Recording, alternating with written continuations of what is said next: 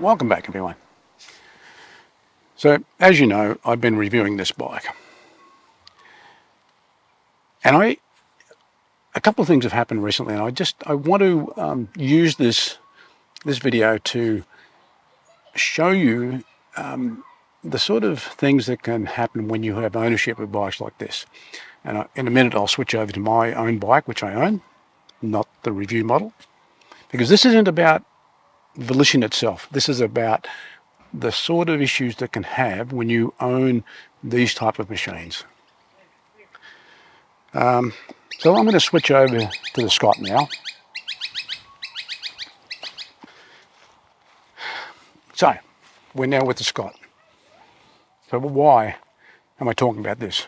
Okay, so when I bought this bike, which was in excess of $10,000, within a few months I had a couple of issues. The first one to do with this back wheel. It was moving. I had and I couldn't work out what was going on. But then I found that the axle over here wasn't torqued up properly. So I had to torque it up. A few months later, I was some 20-30 k's down the road, and I had a situation where this sprocket here, I could feel an odd movement, and I discovered that it was literally floating. As a matter of fact, got to the point where the chain came off. So I had to nurse this all the way back by doing up the lock nut regularly until I got home. I then had to pull it apart, get the instructions about the torque required, put the torque wrench on it and torque it up, and since I have not had a problem. But the point I'm getting at, this was a brand spanking new $10,000 bike, and I had a couple of issues with it. Now, yeah, look, I could have rang up the supplier, but the bike shop I bought it from, but it wasn't worth it. I mean, the amount of effort I would have had to go up there, transport it and so forth, I could have fixed it myself. And I know that I'm not saying that you shouldn't deal with the dealer, and I'm going to touch on that, but I'm saying that if you decide to own a bike like this, you should have some rudimentary knowledge of how to maintain it. So now let's go back to the Volition Dingo. So what are the issues I'm talking about? There were three actually, but one of them is one of those things that I'll start with the least, and that was I had a flat tyre. And look, that goes with the territory. I mean, I haven't had one with the Scott yet, but that's because of the type of tyres I've got on that bike. Actually, I am going to do a video specifically on tyres, and I'm going to touch on that later. Just say that I had a flat and we fixed it. End of story. That's just one of the things that goes with owning a bike like this. Okay.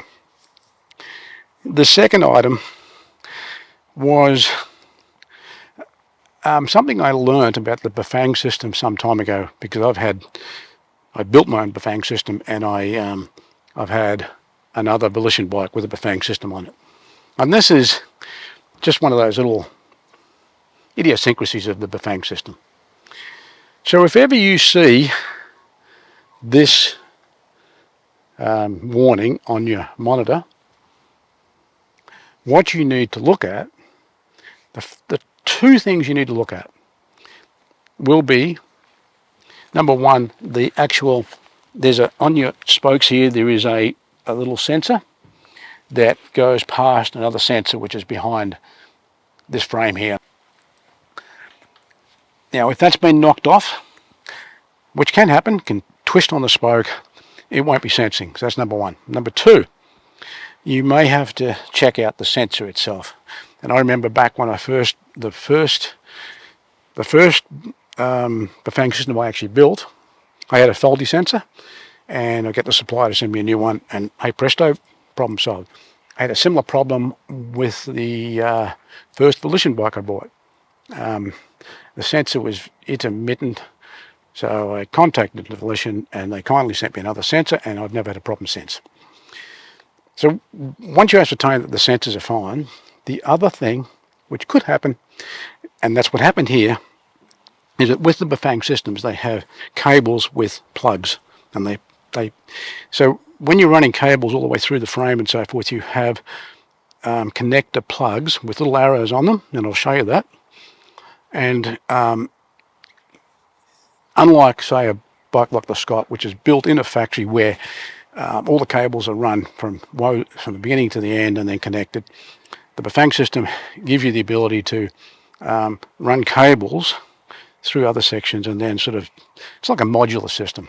Anyway, the reason I'm telling you that, if you look at the pictures on the screen now, you'll see that what happened was that when the suspension was going up and down, the way the cables had been set up, they were pulling apart. And so I'd be riding along, suddenly get an error message here, and I found that it was those plugs. And it's a simple solution to the problem. I literally put a couple of cable ties around each end of the plug, and I've never had a problem since. Now, I communicated this to Volition, and they agreed with me that my solution was the way to go. So, that brings me to the third and final and a more serious problem. The front forks were going down very slowly over a matter of days. It was losing pressure. I communicated with Volition, and they came back and said, look, this is what to look for, this is what to do. And I followed their directions. And I do think we might have been on top of it. But then Volition then sent me an email telling me that they, on reflection, they realised that the bike they sent me has an older fork, older model, and the new 2024 models will have these rock shocks. So they said, look, they'll send me the new forks if I'm happy to change them over. And that's what I've done. And this final bit of this little video, I just want to show you what I did in respect to look. It's more of a what to do if you do have a problem. It doesn't matter whether it's on this or any other bike, even on the Scott. The same principles apply. Look for the sort of things that can be creating a leak within the fork. So the first thing we need to do is remove the protection cap. Then check the pressure, and as I suspected, it's gone down again. So the next thing is to evacuate all pressure within the chamber. Then, using a Schrader removing valve, we take the Schrader valve out, and then we check it. We check to see whether it's in good nick, and then clean it. Then the next step is to take the actual head cap off altogether. So once we've got the actual head cap off, you check the O-rings. Sometimes they can be nicked. You also want to check on the inside of the bore, make sure it's not scratched or damaged. Then if everything is okay, then give it a good clean up, including the cap and the O-ring. Then put some lubrication like grease or oil on there, and then reinsert the cap. We then put the Schrader valve back in, and then charge the forks. And the next video, which will appear on my site, will be about the installation of these forks.